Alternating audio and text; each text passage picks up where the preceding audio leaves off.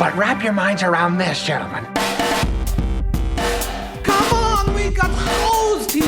I hate curses and I hate all of you! All right, America, have your laugh. Sisters, give each other a kiss and make up. Man, the guy's talking about incest. It's not funny. The guy needs help. Price is wrong, bitch. I get it. You don't like me. I exploded. I award you no points, and may God have mercy on your soul. Welcome to Adam Sandler Please Stop, a retrospective of all Adam Sandler movies past, present, and unfortunately future. I am Robert Bacon, and with me, for the first time in a while, is my co-host, Marie Maloney. This week we look at the Netflix film The Week Of, directed by Robert Smigel and written by Adam Sandler and Robert Smigel, released on April 27th, 2018. Marie! Oh my God. It's been a fucking journey, y'all. Marie's in China, for those of you who might just be tuning in for the first time. I live in China now. I literally almost moved back like 4 times. But I'm officially in it. I'm living here. Things are okay. I can order dumplings by myself. Nice. At the local shop, and things are getting better. So We had to do a little workaround because of it's a 14-hour difference. How far? yeah, it's a 14-hour time difference. Yeah. So it's Sunday morning here, and we're recording Saturday night with Bacon. Yeah, I'm drinking by myself in my apartment. Nice. And I was drinking by myself watching this film. Yeah, so you guys, we both decided that we would just drink by ourselves watching the film. And because of the time difference, we would just have to record a little bit. I'm recording this right after watching it. Marie slept and now woke up and is going to be talking about it. Really excited to do this, Marie. So glad that you're back. I know. It's so great to just talk to you. It feels great. Also, just so you guys know, It feels so good. Marie and I specifically not talk to each other because we just save it for the podcast. Yeah, pretty much. And we like text each other back and forth a few times, but like we really have not spoken in 4 months, basically. Well, you've been busy doing your stuff. I've been busy trying to figure out if I can live here. Yes. I had like literally no money for about 2 months. Yeah, I was scammed. I don't speak the language quite fluently yet. It's crazy. It's great that you're getting that whole China experience, though. I truly am. I'm going to write a medium.com article about it. Damn it. It's all good. It's all happening. Let's get to this movie. Absolutely. Plot synopsis: 2 fathers with opposing personalities come together to celebrate the wedding of their children. They are forced to spend the longest week of their lives together, and the big day cannot come soon enough. Facts about this movie: I only have one because it's a Netflix film and I can't get a budget or any of that other stuff. And anytime I try to look up The Week Of, it's an awful thing to try and Google. Yeah, it's not a great film title. So here's the one facts I have. This is the 4th and final movie of the original Adam Sandler Netflix contract. Netflix has extended Sandler for 4 more films and calls him, quote, the cornerstone of Netflix comedy. The cornerstone? Yes. The cornerstone? Yeah. The foundation upon which Netflix builds its comedies. Yeah, if you want to build a good foundation, Adam Sandler is not the person to start that with. Yeah, that house is a crumbling. Yeah. Quite soon, and I'm pretty sure the bricks aren't real bricks. No, they're corkboard. Adam Sandler is like the cherry on your comedy sundae. I wouldn't make him your ice cream or your bananas. The cornerstone. Yeah, the cornerstone. Awful. Unreal. Format of the podcast: we watch the movie 7,000 miles away from each other, and then discuss it while Marie drinks her morning coffee in China and Bacon drinks beer in Chicago. That's what I do. That's it. That's it. But yeah, let's get into it. Yeah, let's get into this film. Marie, what are your first thoughts and feelings about The Week Of? So this film opens. It has the title, The Week Of, and it starts with a Fat Joe song. Yes. I wrote that down. First minute, Fat Joe all the way up. And I was like, okay, this is how we're starting this. I wrote Okay. down Fat Joe, question mark. Yeah, my note says, this seriously starts with all the way up, Yes. question mark, and then Fat Joe. What a way to start off your film. Just on the wrong foot. And then Yeah. my other very first note is like 2 minutes into the film, I wrote, why is this 2 hours? Yes! Oh my God. Right? Why is it 2 hours? So the beginning is just like hubbub, basically, and just like, oh, we got all these people in our house in Long Island. It just shows Adam Sandler is basically manic. Yep. And then also, like, a bizarre running joke is him and his wife, played by Rachel Dratch, just constantly getting in screaming matches that everybody can hear. Yes. I thought for sure that would have a payoff. The entire film, I'm it like, this never has to have a did. payoff. There's zero payoff. There's zero payoff. I don't even know what they were going for. Like, oh yeah, parents fight and you can hear it. Like, I don't understand what the I understand joke that was there. joke. If they would have, so the whole thing was like they love each other, but like behind closed doors they yell at each other and they have those fights, which I'm totally okay, fine. But there was no payoff to the joke, and also it was brought up later in the film. The kids said, "When are your parents getting divorced?" Right. Do you remember that? And it's like, oh yeah. And he's like, they're not gonna get divorced. They love each other so much. Yeah, and it's like, Or some shit like that. Yeah, just bringing up the divorce thing really was, it felt to me completely unnecessary, and it completely undercut their relationship. Yeah, it was weird. Which, in standard Sandler fashion, there is zero chemistry between him and Rachel Dratch. But in true Rachel Dratch fashion, she's always great. She's great. Any role you ask her to do, she just like excels at. Mm-hmm. Like being weird, overbearing mom. While I think that stereotype is so fucking tired and it's like boring, she nailed it. She did. She completely crushes it. My next note, right after All the Way Up, is: was past David Schwartzbaum cast as Sandler's son? Okay, now we can just inside jokes for. But if you listen to the podcast, you know we had David Schwartzbaum on the for an podcast episode. Big Daddy, and just listen to him and then think about that little boy. Yeah, because I agree. He is a tiny little David Schwartzbaum.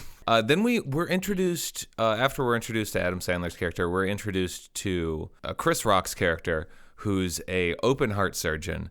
So Yes. apparently he's a rock star. And Yeah. the very first joke in the movie is Chris Rock going into the operating room, lifting up a man who's passed out, lifting up the blanket thingy, looking at his dick, and making a tiny dick joke. Being like, I can't fix that. Yeah. I fix hearts all the time, but I can't fix that. That's the first joke of your movie. Okay. This man's chest is open on the table. Yeah, this man is an open heart surgery. He might die. Can we not make a tiny dick joke? Right. Also, I'm glad you wasted 4 precious seconds making that joke. Yes. Like, Well, to be honest, I guarantee you that wasn't written, and Chris Rock walked in that day and made that joke. yeah, and people were like, it's okay. Keep it in. And they put it in the film. And then the next thing that happens is Chris Rock answers a cell phone call. From Adam Sandler. From Adam Sandler, which one would never happen. You can't bring that into the operating room. It's not sterile. And two, the whole joke of this is like Adam Sandler's calling Chris Rock, and Chris Rock is getting annoyed that he like keeps talking to him, but it doesn't work because it's like, you answered the fucking phone in surgery, you asshole. Right. Just let it go to voicemail. Yes. I mean, I get that it serves the purpose to like show the difference between the two dads, but I don't know. I think it could have been. I don't even think that phone call was needed. I think if we just see Chris Rock and we just see Adam Sandler and then we see them get together, that's all that was necessary. Or write in Chris Rock earlier, because we see Chris Rock in the beginning and then we don't see him for like 30 more minutes into the movie. Yeah, I would say a whole act Yep. of the movie, like we don't see him, which You don't is see him really in the weird. first act. Yeah. You're introduced to him as the main character. He's the main character on the poster. It's advertised as Chris Rock and Adam Sandler together, and they spend a whole act apart. Right. okay, shortly after we're introduced to Chris Rock, we're introduced to Steve Buscemi Yes. and Uncle Seymour with no legs from diabetes. Yeah, so who's Steve Buscemi related to? He's related to... He's related to Uncle Seymour. He's his son. Yeah, but who's Uncle Seymour related to? Adam Sandler's... So I don't know. So they're cousins. Adam Sandler and Steve Buscemi are cousins. Yes. Okay. Yes. And that's how we're introduced. And we're introduced to Uncle Seymour, who has no Yes, legs. now that we're thinking about it, I recall during one of the scenes in the living room, the grandma is like, bring my brother over here. So yeah, they're cousins. My note is, Steve Buscemi, and then I have exclamations, and I go, being terrible? Yes. I have the same, God damn it, with the same... I just have Steve exclamation point. And then right after it I said, oh my God, stop it with the wheelchair bits. Yeah, okay, so after that I have uncle with diabetes and no legs. Fun. Wow, can't wait for this to keep going. Adam Sandler picks him up from the airport. He just is like thrown in the back. Another unnecessary bit is added that like they can't get the wheelchair open. And it just adds so much time. You just want it adds so much time to it, and you just want to like get to the stuff, or actually just like get on with the film. Mm-hmm. And they show this unnecessary scene, like with him and a contractor, only for the contractor to come outside and find like Uncle Seymour in the car. Yep. And then they're in the car, and he's like, "Sorry, my uncle's here. Just picked him up." And of course, the uncle has to go to the bathroom. Yeah. So then Adam Sandler, because he can't open up the wheelchair, has to carry in Uncle Seymour into the bathroom and wait for him to go to the bathroom, in which him and Adam Sandler and the contractor are standing in the bathroom waiting for Uncle Seymour to get done. Another man walks in. Oh my God. Okay. Yeah. I have. Oh God. Oh, no. I have a note about this. I have a severe note too. I hope it's the same. Okay. Okay. So yes, they're waiting for the uncle to get finished going Pooping. to the toilet. Yeah, pooping. Another. Stop laughing. Okay, so an actor comes in and like Adam Sandler, contractor there, and then like the actor just like goes to like open the door, and he's like, oh, and Adam Sandler's like, oh, hey, someone's in there, and the actor goes, I don't see anybody.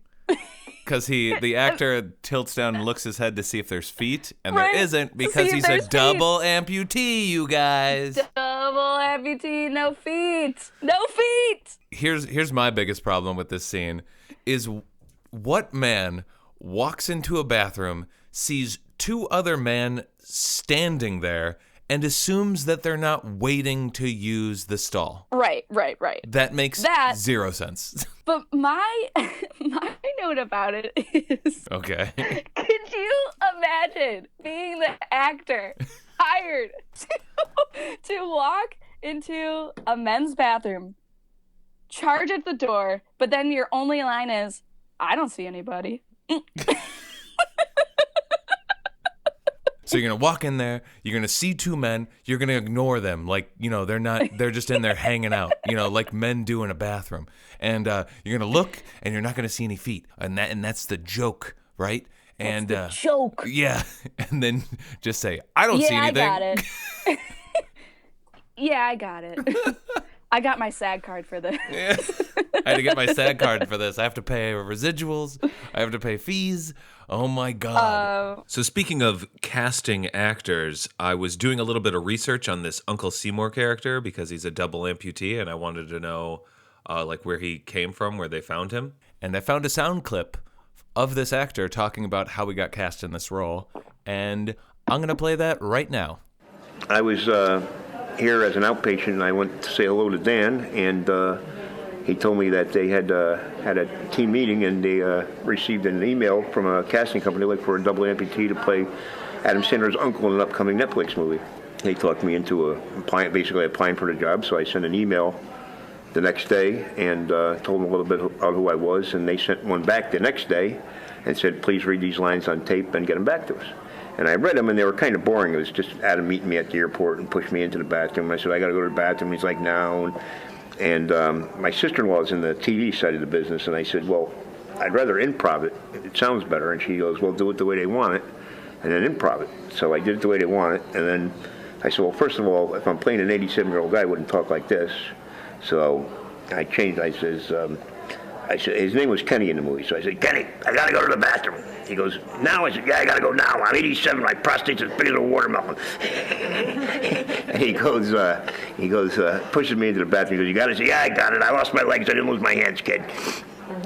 And when Robert Smigel, the director, saw it, he said, that's Seymour. So basically, I just wanted to play that clip because this is a man who has never acted a day in his life, barely knows anything about show business, is given an Adam Sandler script, reads it and goes, this isn't very good. It doesn't make sense. I have to fix this. I have to fix this. This is garbage. This is garbage. Yeah, and you know what? We've had some people email the podcast, which we love feedback, don't get me wrong, but there are some true, Sandler defenders out there that are like, this is, I love Adam Sandler, I think that this is, his stuff is great for children. Sir, are you kidding? And they're all men, by the way. Yeah. No woman would defend him. No, yeah, of course not. Are you kidding me? Yes. Are you kidding me?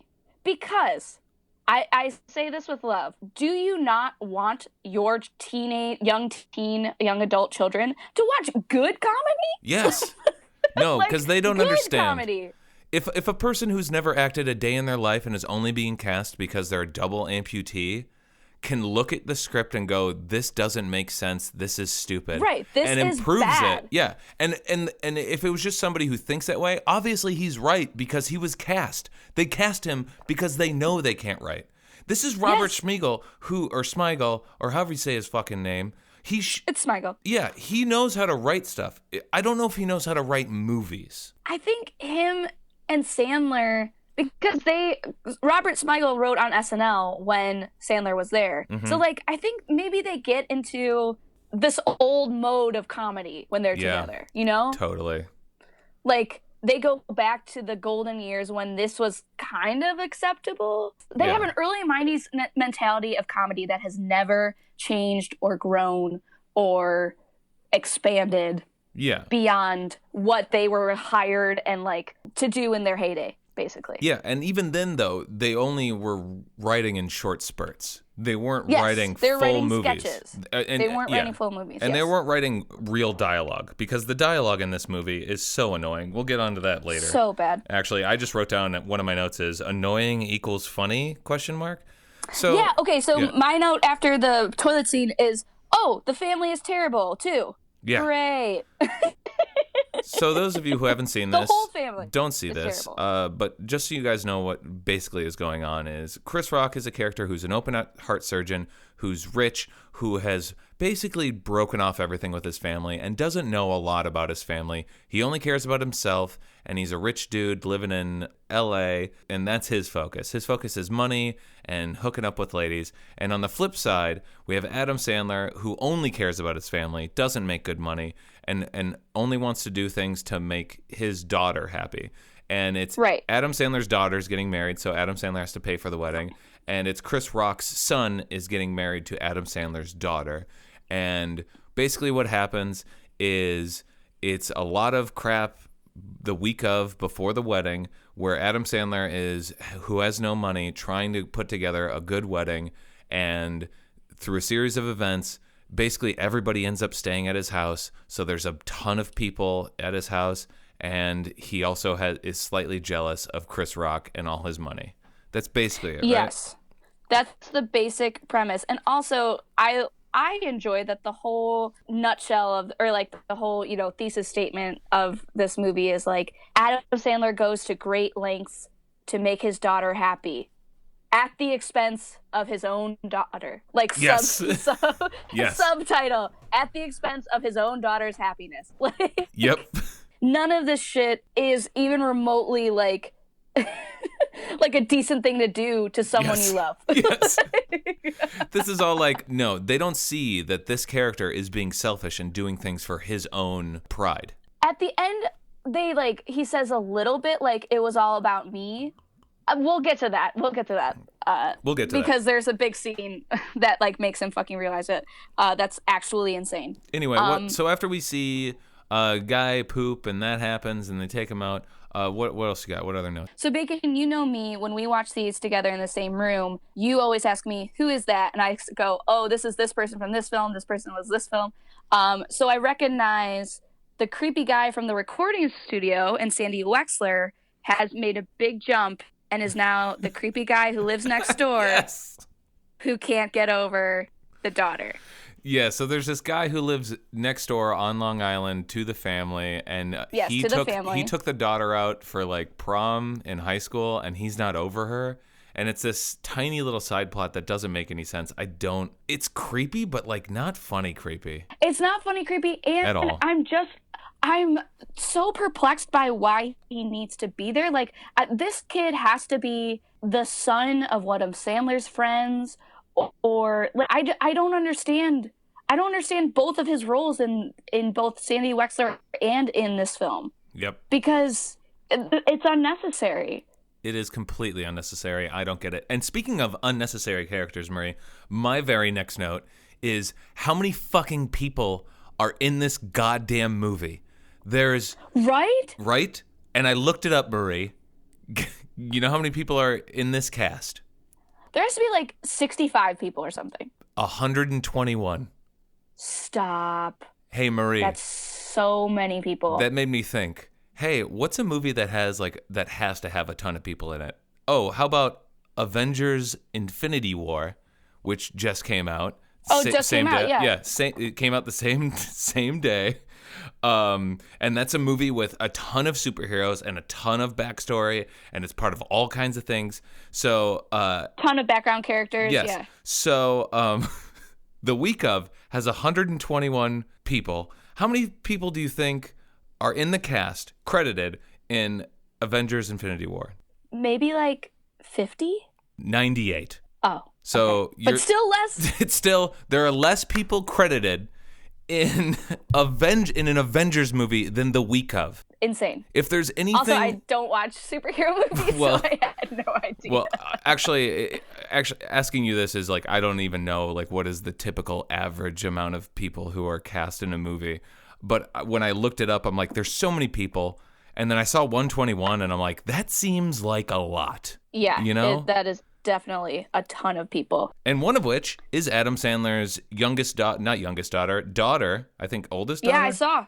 Yeah, I recognized her right away. She had one line, and it was awful. In the baseball scene. Yes. No, before that, in the house, she says something, and it's only one line, and it's short, and it's awful. Then she says something later in the baseball scene that is also just as awful. I just know that his wife's in it, and she has an extended part in Act 1 and then drops off in Act 2 and 3. She's never even seen or heard of again. Yep. I enjoy... Okay, so when I first saw this subplot playing out, I was like, oh no. So like the best friend of the daughter getting married from Long Island, the joke is that her references and like what she wants to do for the wedding are like super dated. Yep. And people are like, oh my God, that's so hilarious. It's so obvious. And she's like, yeah. At first I was like, oh, come on. But then as the movie went on, I was like, I'm actually really enjoying this bit. Really? Because I took that bit as like totally unself-aware Adam Sandler, not even noticing on people and being like, well, that's so obvious. That's so dated. Be like, dude, have you ever noticed anything you've ever written is so obvious and dated? Oh, see, I don't think it's that deep. That's the way I looked at it. It's not quite that deep. Especially because like she talks about like walking out to Don't Stop Believin', and then in like later when they're in the hotel, they're like, what's next? Having ice sculptures at the wedding? And she's like, and she like crosses off.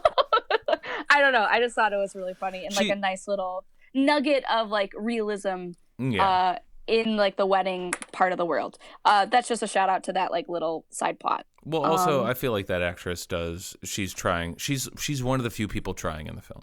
Yeah, she does a good job of like being that person. We already talked about Sandler's wife being back and it being not great. I don't get.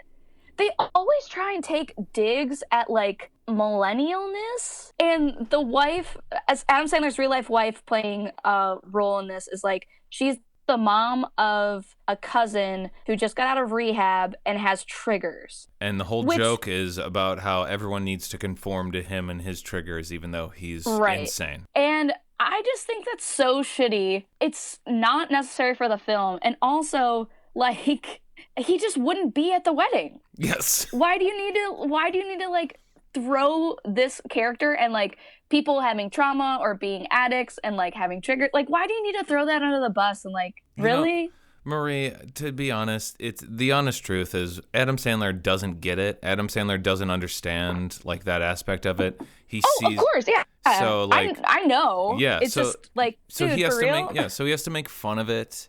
So he and he makes fun of it in a way in which he doesn't understand it.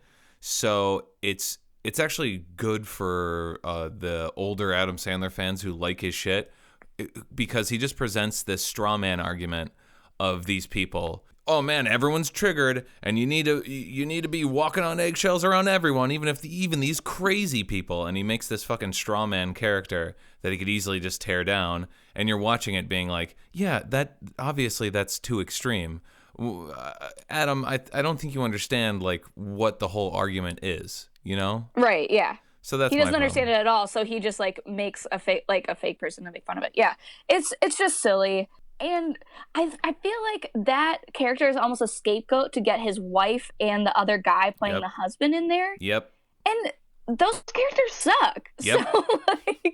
So like, congratulations. You added 2 more unnecessary people to the cast in order to make fun of something that like is a real issue that you don't actually understand anything about. Yeah. Cool. Like also, it just also reminded me like I the tone that it's trying to accomplish is like sort of real. But then, like, and there's all these characters that don't belong and aren't well written and aren't original or don't really bring anything. There's several characters that just, like, reiterate other characters. And it just made me think of the Marowitz stories or the Merowitz stories. And, like, I was like, how many people are in that movie? Like, how many main characters are in that? Not a lot. And they're able to focus on each other and develop each other. And the dialogue back and forth is actually, like, natural. And we're able to find out stuff about these characters while they're not talking about these characters. And in this movie, the only way that you find out about other people's character traits are them either explicitly saying what their character traits are or other people pointing out what their character traits are. Yep. And that's my huge problem that I have with this movie. Yep. I have a series of notes just that kind of like encompass this. Let's hear it. Cool. So piling too many people in your house is hilarious. Yep. Overbearing family is hilarious. And then I have Chris Rock with a stripper on the piano. The dream. The dream. Okay, you guys. So we're given the comic thing that they're trying to do here is Adam Sandler, because he, what's he do for this hotel? He was the contractor? Yeah, I don't even understand. Anyway, Adam Sandler's like a contractor or something where he like helped this hotel, and it sucks so bad that everybody that he planned at staying at that hotel ends up staying at his house. So his house is full. He has all these people. He has all this family. And the contrast is we cut to Chris Rock, who lives alone in a high-rise in L.A., has a piano that he plays with a stripper that just sits on it in lingerie. Yes, What? in lingerie. Yes. The dream. The dream. It doesn't. The movie tries to present itself like in a real fashion, like everything's real, and then that scene happens, and you're like, no, that's never happened ever. Yes, and I keep saying the dream because it absolutely is the dream for Adam Sandler, like for people's Adam Sandler, Robert Smigel, and Chris Rock's age. Like they think that's the pinnacle. Playing the piano with a woman in her underwear. And wealth. Yes. In a huge empty apartment with lofted ceilings. Yes. And I can tell you, Marie, I would if it that is not my dream. That would be It's not if my that dream. happened to me, if I'm sitting at a piano, let's just say I could play piano, right? And I have a woman in her underwear just sitting on the piano, drinking champagne, I would not stop laughing at the situation. Yeah. I would be like, go put on some clothes. We're either going to have sex right now, or you're going to go put on some clothes and we're going to watch a movie or something. Because, like, this is just not, this isn't normal. Can we just, like, talk and hang out? This is not. It's the dream, though, Bacon. It's the dream. I'm having a really hard time trying to play this piano when your butthole is sitting on the top part of it. Can you get like a paper towel, like your vaginal discharge is like on? Could you not can you just sit on a towel or like an old shirt of mine? Because this is a really expensive piano, and I don't want it to, I don't want it to get warped by your vagina. I can't really like Windex it, Yes. so if you could. I don't want to have like I plan on having this piano for a long time, and I don't want to have kids and have them try to learn the piano and know that you sat on it at one point. Yeah, with your bare vagina. Bare and vagina butt. That scene is so mad. It's a madness. I hate that scene so much. Oh my god. Yeah, but it's the dream. It's the dream. I then wrote down. And then oh, sorry. What do you got? I don't care. What do you got? Okay, so in this series of like, overbearing family, hilarious. Like shitty house, hilarious. Chris Rock with a stripper, the dream, and then refusing car service is so hilarious. Like, yeah, what? Adam Sandler makes like a point of picking up Chris Rock from his hotel in New York City. Adam Sandler lives in Long Island. So we get to this AC bits scene. Oh, that was the air conditioning bits. That was what I have wrote down. This is the first bit, you guys. This is the first bit that we have between our two main characters. We're over 30 minutes into the movie. We are deep into this movie, and we finally get the two headliners together. What is the joke? And the joke is that Adam Sandler has the windows down, and he keeps saying, "Just let me know, I'll turn on the AC." And Chris Rock says, "Yeah, you should turn on the AC." And Adam Sandler won't. And that's the joke. Here's what I have to say about this bit. I've taken a 15-hour flight. I've taken a 22-hour overnight train filled with bugs. And this was the longest 4 minutes of my life. Yeah, this is for all the Sand fans out there. Tell me where a joke is in this. All right, yeah, you play Adam Sandler's part. I'll play Chris Rock's part. Hey, okay. All right, so... No, all right, switch it. You play Chris Rock. No, let me go. Okay, Let let me you go. Okay. All right, so the AC on the Dodge isn't too hot, but we can turn it on. We can turn it on whenever you need to. So just let me know. Can you turn it on? Let's give it 2 minutes. You want to go to sleep? You can put your chair back. No, I can't really. It's a nice feature. Yeah, no, I can't really go to sleep because with the windows open. Can we turn on the AC? We'll turn it on when it gets too hot. That goes on for 4 minutes. You guys, 4 minutes. It's constantly that. That is a joke in this movie. It is so annoying. So after that, and it's not a joke. It's not a joke at all. It's just repetition of the same lines over and over and over. But then we do get to one of the only character that I enjoy in the movie. We get to Adam Sandler going to this hotel, and he's trying to get the executive suite, which is not up to standards. What is this? This is like a Quality Inn or a... what would you say this is? It's like what are those called? Like Chiquita Inns? Yeah, it's like an airport hotel where it's it's one of those standard chain hotels. Well, they're all chains, but one that it's just like everything's fine, nothing's fancy. It's a fucking hotel that you like sleep in and stay at. Who fucking really cares? But like the bit is that Adam Sandler wants their executive suite to be like super done up to show off for Chris Rock's character when he comes in. Yeah. And we're introduced to the manager of the hotel who literally just smiles and laughs at everything that's going on. And I love this man. Why? You don't like it? I loved it, Marie. I thought it was so stupid that it was like funny.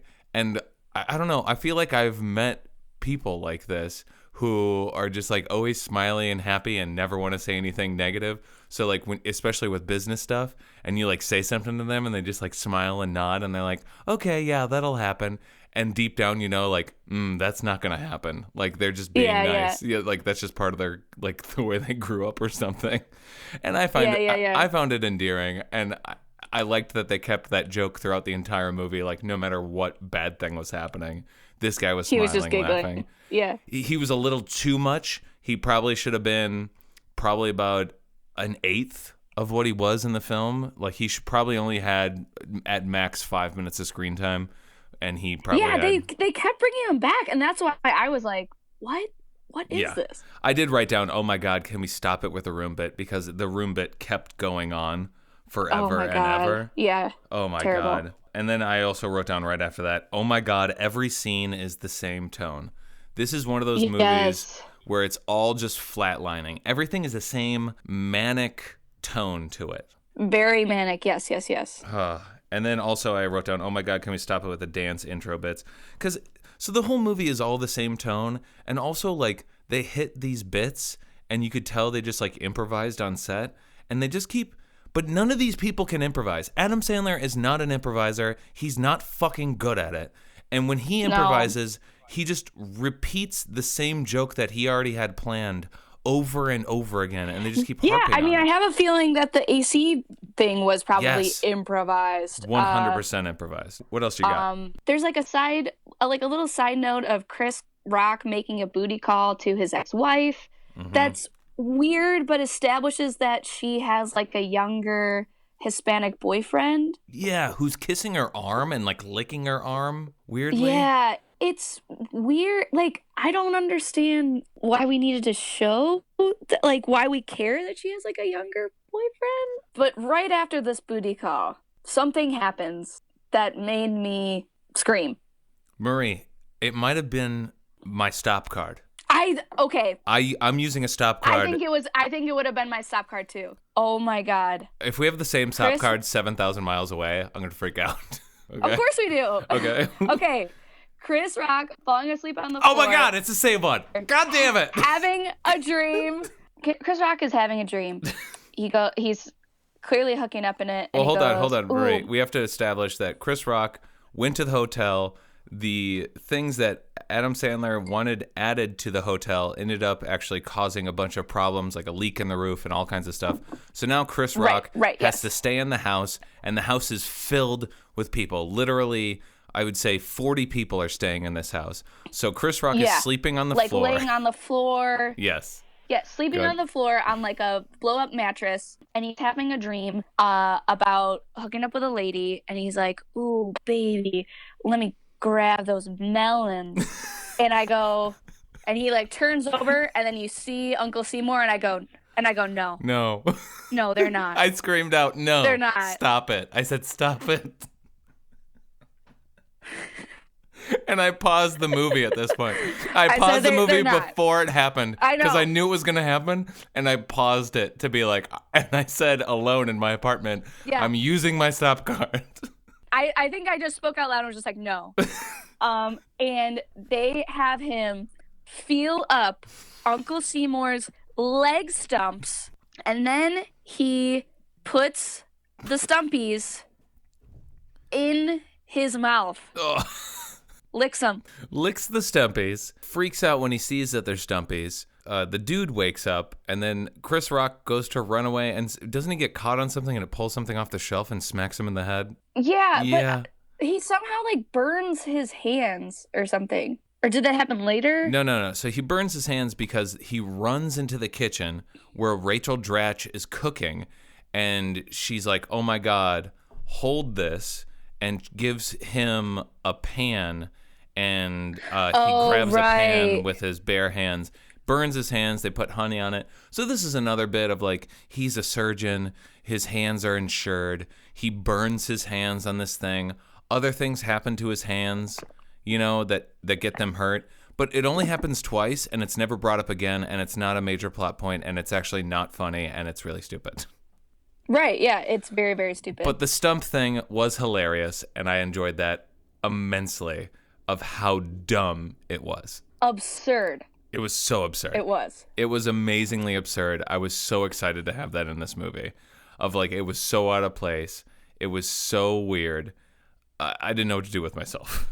Yeah, it was insane. So from there, we go to Uncle Seymour running out of clothes, and Adam's like, well, I guess the only thing left is his military uniform, or this like costume that he has.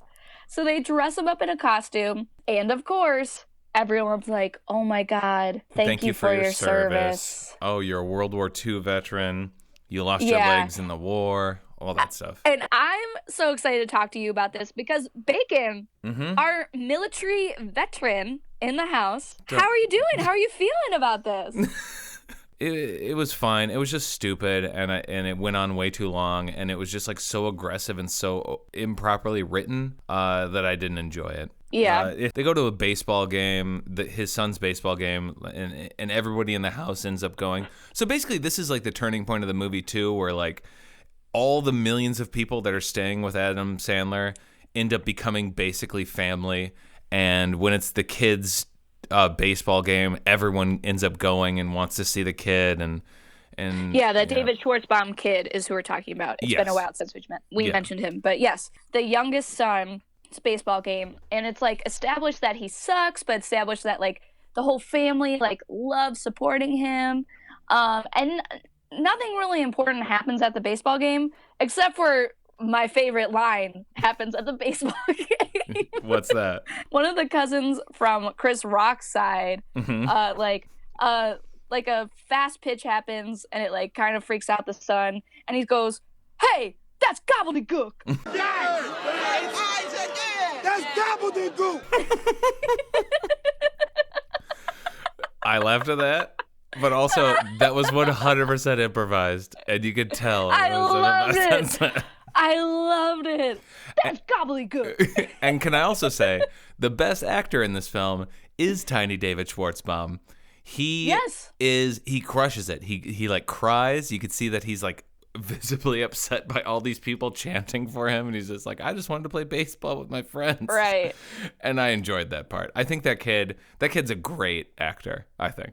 Yeah, and you hate child actors, so I hate child actors. That's a good child actor. So then we move on to the bachelor party scene. I think there's a quick side plot where they meet the mayor. Oh. And I have to mention this because it comes back. Yeah, go ahead. Sorry. They meet the mayor, and the Uncle Seymour is like honored by the mayor again. But there's this just like off-side comment where they like get the mayor to throw a party for Uncle Seymour, i.e. the wedding. And the mayor's like, well, I just hired a teacher, so there's room in the budget for a party. Jesus Christ! Yeah, that joke would be funny. Like, we get that it's a joke, and we get that it's trying to do a commentary on that. But it would be funny if it wasn't also true. Right, it's too real. Where you're like, good God, dude. Yeah, and that's a Robert Smigel. That's a Robert Smigel joke. Like through and through. Yeah, totally. And that totally coming from like style. Insult the Triumph, the insult comic dog, that joke coming from him is amazing. Spot on. That coming from a random dude in a movie doesn't work. Coming from a dude in a movie who plays the mayor, like, no. No, it doesn't work. Doesn't work. Doesn't work. But then, you're right, we do end up at the bachelor party, which I call Trampland. I wrote down, hey, Marie, remember when The Man Show did girls on trampolines? I don't remember that. Oh, well, hey. I know it happened, yeah. Yeah. Hey, everybody. There was a show called The Man Show that was out a long time ago. And one of the, like, bits that they did was women on trampolines, which is, like, sort of like a self-aware bit of, like, over-masculinity. And some people could say that it wasn't self-aware. Whatever. If that's not the point of the thing. The point is that I'm trying to make is in this movie, it's presented like a new thing, like a new awesome thing. And they walk in, and it's all trampolines, and it's all women in bikinis jumping on trampolines. Jumping on trampolines. What? My note about this is, where is this Trampland? Where is this Trampland? Where does this exist? Yeah, and my second note is, where can I go to get there? I'm aware of like trampoline places. Yes. in the world where you like go and you jump and I don't know, whatever. That's what you do. There's one in Chicago. Yeah, there's one in Schaumburg, of course. There you go. But Trampoline capital of the world. I've never heard of this sort of trampland. Like for dudes where women just like, yes, it's been on the Man Show. Yes, we know about trampoline lands, but I've never heard of this trampland. And There's no such thing. There's no way that this is. There's no such thing. There's no way. There's no such thing. No, you're too far away from the women. The kind of guys who are creepy enough to go see this kind of stuff want lap dances and other stuff. Right. This is basically like the DZ Discovery Zone version of a bachelor party. Yes, exactly. But so they're at Trampland. There's also a thing where you jump from trampolines into like that big foam pit, and what's his name? No Legs McGee is having a really fun time, and they end up throwing him into the foam pit, and he gets lost, and he actually before though, yeah, they say they're like, "What's wrong with Uncle Seymour?" And one of the guys looks at him and they go, "He wants the titties." I wrote it down because I was like, God damn it, that's a great line. It is, What's but wrong it's with Uncle Seymour? It is, but it's also he undercut. Wants the titties. It's also undercut though, Marie, that like he made it pretty clear the entire time he was there, and even before that they went, that he wanted the titties. It didn't make sense that they're just like, wow, we're just realizing right now that Uncle Seymour wants the titties. It made me upset. Oh my God. So he gets yeah, go ahead. Yeah, I mean his whole like motivation for like acting good basically is he wants the titties. So yes, I agree with you there, but just he wants the titties. Made me laugh. I'll play and that. And then when they throw him in, my note is, oh my God, please tell me he dies. Yes, right? If you're gonna pull that shit, please tell me he dies. But he doesn't die there. He doesn't die there. He dies later. And I was really hoping the exact same time, like, oh my God, please die. That would make it so tragic, so funny. And they don't. Yes. They cop They out. don't. He survives They that. cop out. And for no reason. Ridiculous. For no reason. You guys, they keep him alive. The only reason why he stays alive is so that he could have his last talking moments with Steve Buscemi. And Steve Buscemi just does a bit where he talks about how he masturbated with their household vacuum growing up. And it's not a funny bit. It has nothing to do with the rest of the thing. It doesn't seem sincere. It's probably Steve Buscemi's worst scene in the movie. And then he dies. But then, yeah, and then he finally dies. But the only good part about the like confession masturbation scene is perhaps where I would have used my second stop card. And that's when okay. I hope because well, hold on, Murray. I think I know what you're gonna say, and it needs to be set up because we forgot to talk about it. Steve Buscemi was put in charge of getting alcohol for the event, and he shows up on a plane and he goes to the duty-free shop, and he shows up with giant bottles of vodka and Kahlua.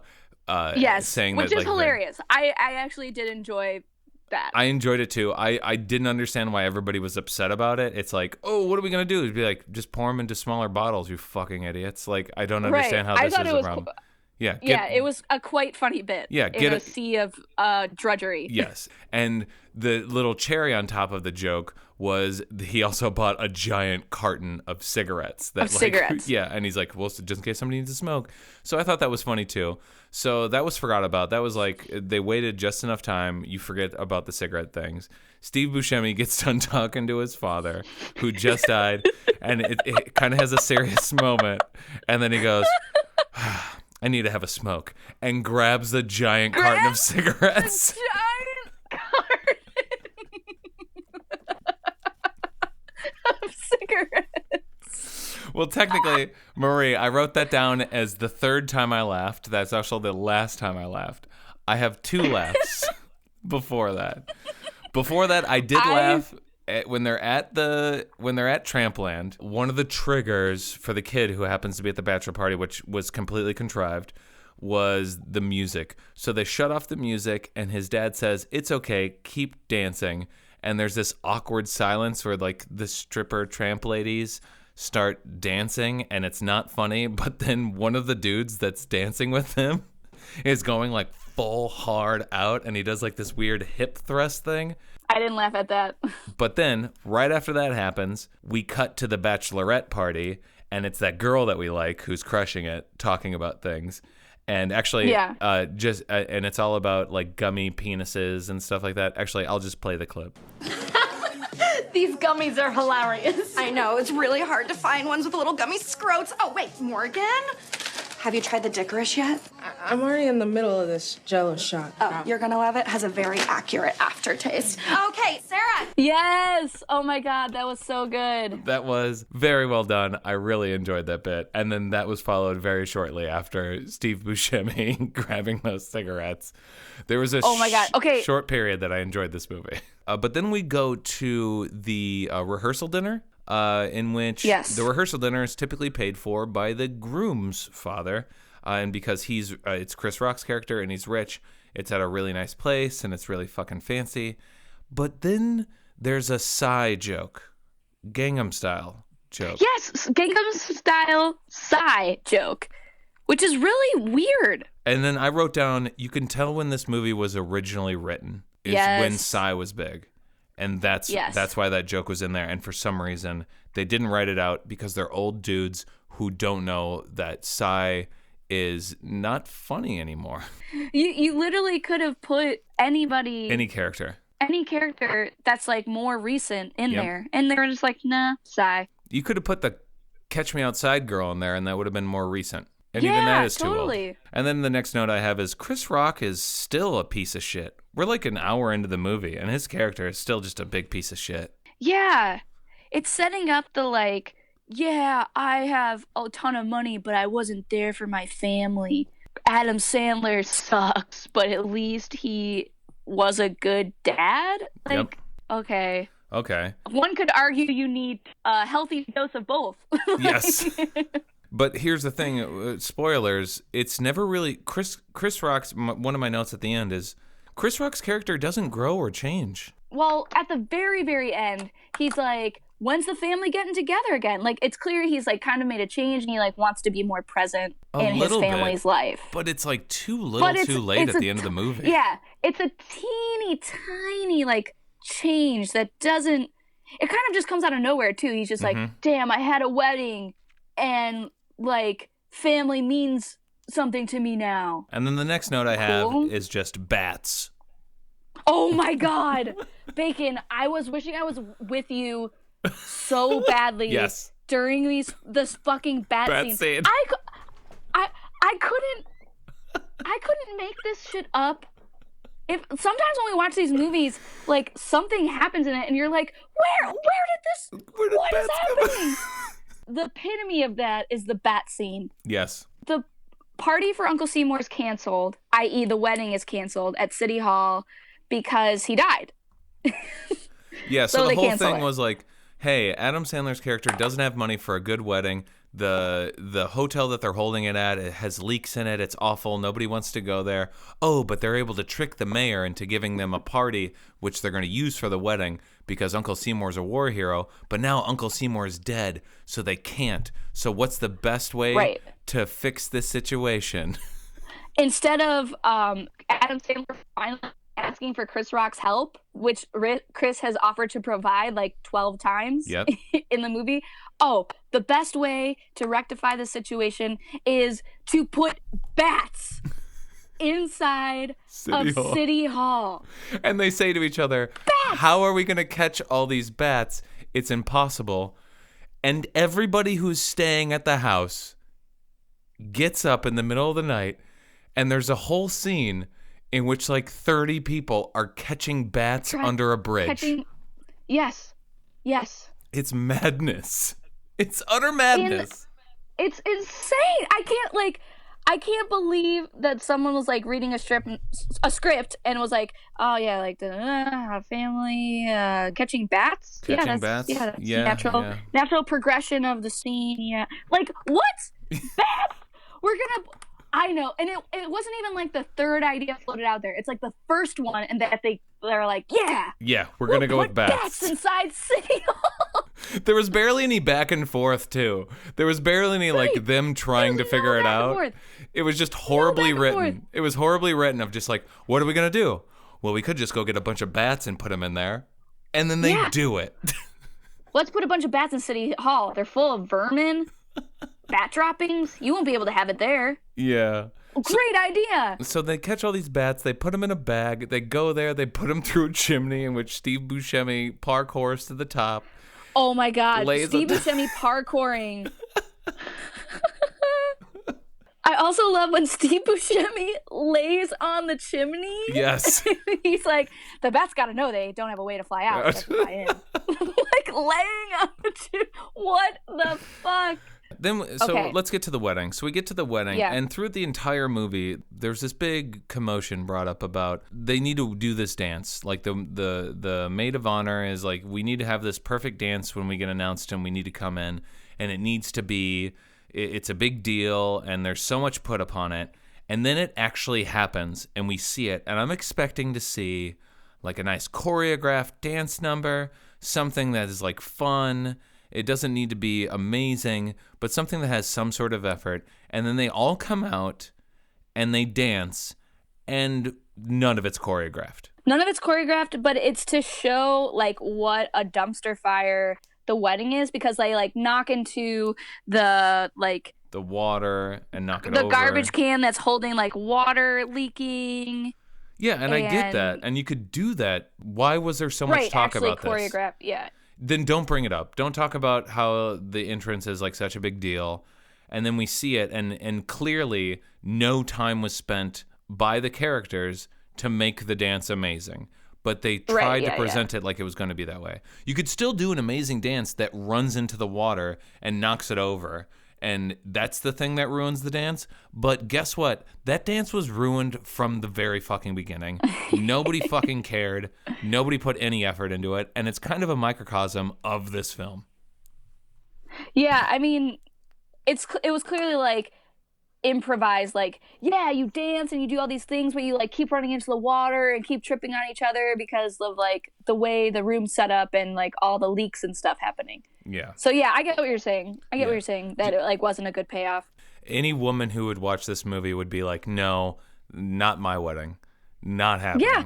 And that's not even like, it's not even a commentary on like wealth or how much you're paying or how like all of it is no, like absolutely not. Like no. It's unacceptable stuff of just like, no, you can't have an event in this space. It's dangerous. Right. And it shows that it's dangerous because a fire fucking happens. And they all get the fire that starts is God. Like, I don't know about you, but that fire was quite scary to me. It was scary. And it was written, hey, a giant fire breaks out, everyone yells and screams and runs away, but this is the time where Adam Sandler and his daughter need to have a heart-to-heart. Yes, that's my note. I go, wow, you absolutely needed to have a touching moment in the middle of a fire that basically Adam Sandler started due to his fucking negligence and pride. And he just acts like a passive bystander, like, oh, I'm so sorry, just like, it's so hard for me to let you go, like, this is the last thing I can do for you. And no, you are a fucking idiot. And it undercuts the whole emotion of the scene to see this happening and being like, yes. No, you're the problem with this. I can't feel bad for you in this situation. Everyone, the entire movie has been telling you to stop doing this. And then they leave and they go have the wedding at their house, and it's fine. In the backyard. There's no problems. Why didn't it just happen in the backyard? The backyard is more beautiful. They set up lights in seconds. The music's fantastic. Everyone's having a better time. Showing that happen and how it's so better in their backyard with zero effort undercuts 90% of the movie, because 90% of the movie is about how that hotel sucks. God, Yes. this movie's Yes. bad. The more I'm talking Yes. about it, the more I'm getting upset. Yes. But the cherry on top is that the married couple, has their first dance to a VHS video of Adam Sandler in drag as the great grandma. Marie, that is my second stop card that I would have used if... Fucking no! A first dance to a VHS video? Are you insane? Where did you get a VHS player? VCR, it's called? A VCR? What? Who has VHS anymore? Who has Mima's fucking video? Also, did she record this when this girl was 2? Yeah. What is happening? It's so contrived because we're already given the grandparents. They literally just shouldn't have had grandparents if they want to do this, and they could have been like, hey, your grandma recorded this when she got sick and she knew that she wasn't going to see your wedding or something like that. Right, but they already had grandparents, so it was great grandparents. Yeah, and they're like, so she great knew, grandmother, and it was all just written in there as a joke. And here's the problem too. Like, I'm all for this joke. I understand the Adam Sandler and drag joke. It's kind of a callback to another joke earlier. And I get how it could be funny, and I don't want to shit on the joke too much because I don't feel like the joke is inherently not funny. I just feel like it isn't funny in this sense because this is the part of the movie where we're supposed to have a real feeling, a real heart-to-heart, a real emotion in the film of seeing these two characters, the bride and the groom, with all this stuff going wrong, them loving each other and doing that, and it kind of gets undercut by this joke, which isn't that funny and is not done correctly. It's not funny, and why? It just doesn't even make logical sense. Yeah, it's Jack and Jill bad. It literally is basically just Jack and Jill. He sounds like Jill. Yes, he does. He just talks like Jill. He sounds like Jill, just old age makeup, but basically exactly the same. And there's just so many steps you have to go through for the joke to make sense. Like, why couldn't we just have literally one moment of realism with the bride and groom being like, hey, all this bullshit happened. Like, this was crazy. But at least in the end, we're together and we made it. And like, this is going to be our life together. Done. That would have been perfect. Done. You already had the insane bat scene. Like, we got all the crazy out. Yes. Also, Adam, remember last time you dressed in drag for a movie and nobody fucking liked it and it wasn't fucking funny? And then you even half-ass it even more in this film? Nobody likes it even more, dude. And then quick, like, one more little side note before we get into my final thoughts. Let's hear. Dream role, basically being that best friend, making out with Steve Buscemi in the end. Oh, yeah. Dream role. The dream. The true dream. You know what, Marie? I'm going to go. This is the nicest thing I'm ever going to say to you. I think you could have crushed that role. I think you could have easily played that role, Marie. Thank you. I know I could have. I know I could have. That's a Marie Maloney role, playing like the bride's, the best, what's it called? The best maid, right? What are they called? Best maid. She's the best maid. The maid of honor. Yeah. Maid of honor. The bestest wench. God. You playing the best bitch in a wedding, like in a comedy wedding, in which everything that you do is weird and everyone around you is like, no. And at the end of the movie, you end up making out with like an old established comedian.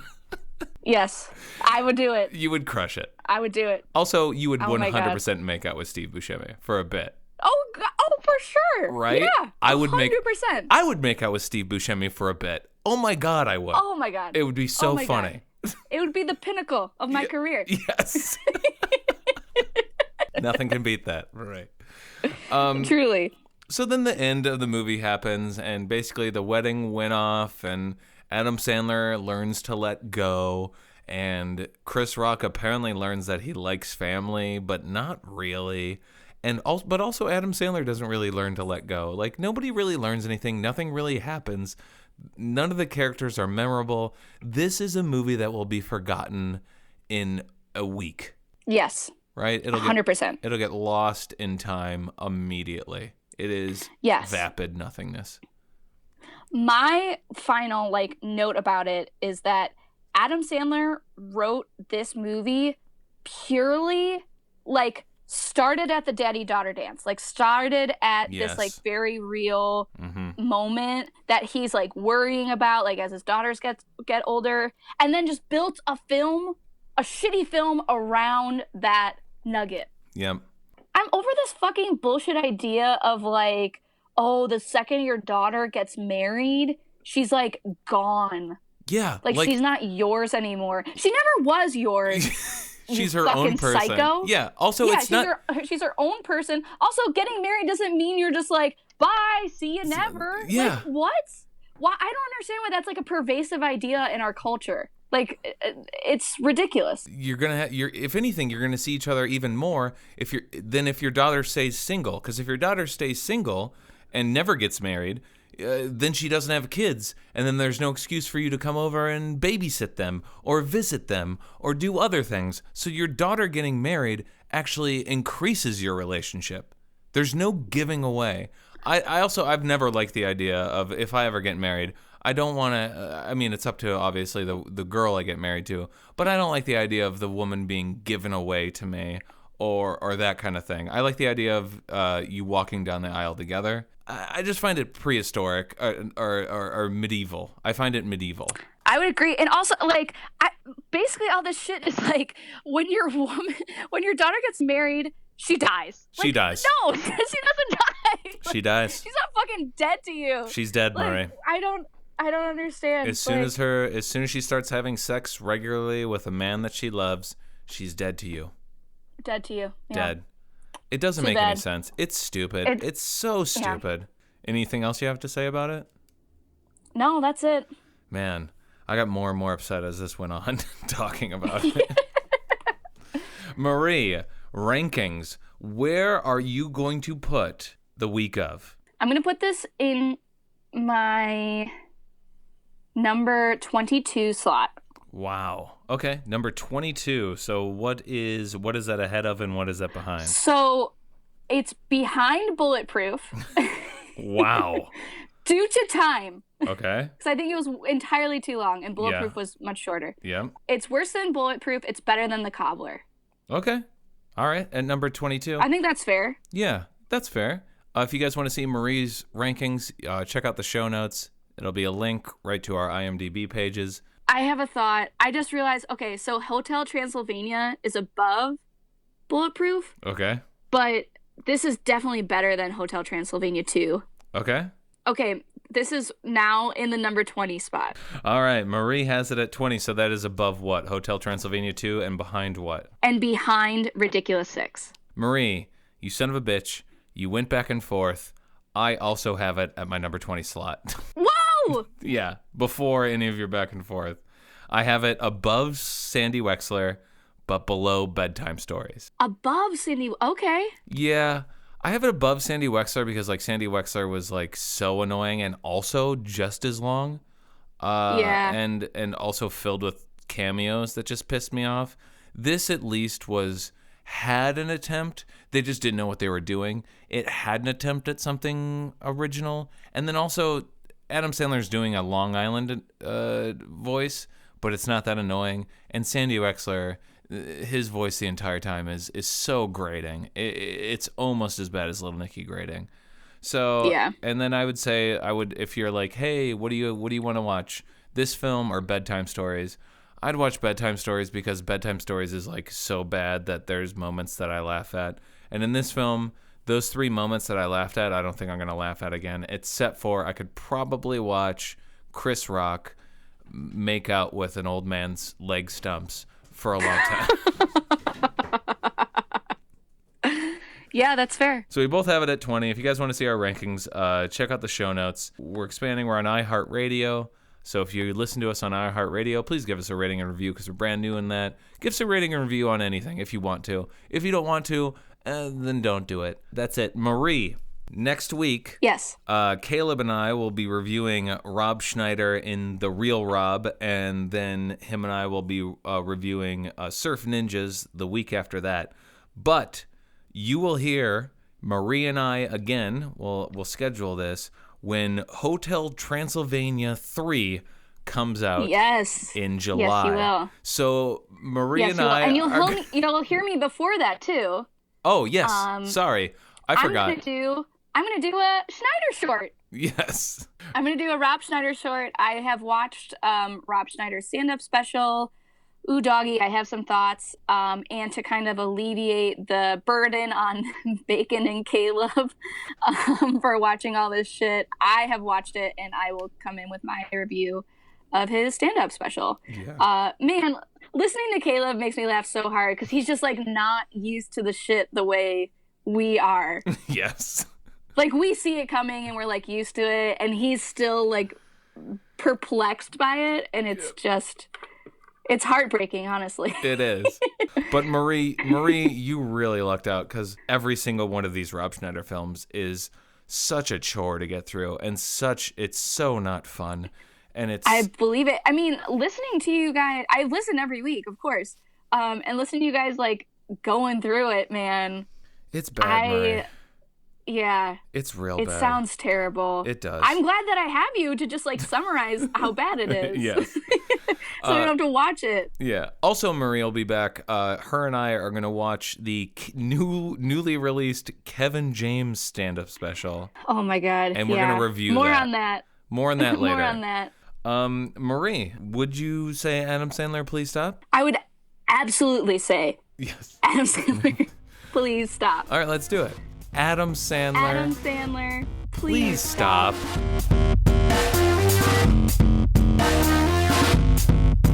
Listen, I need your help. The mayor backed out of the city hall. Politicians, you know they're lying because their lips are moving. I still haven't told anybody yet. Well, don't. How about bats? What?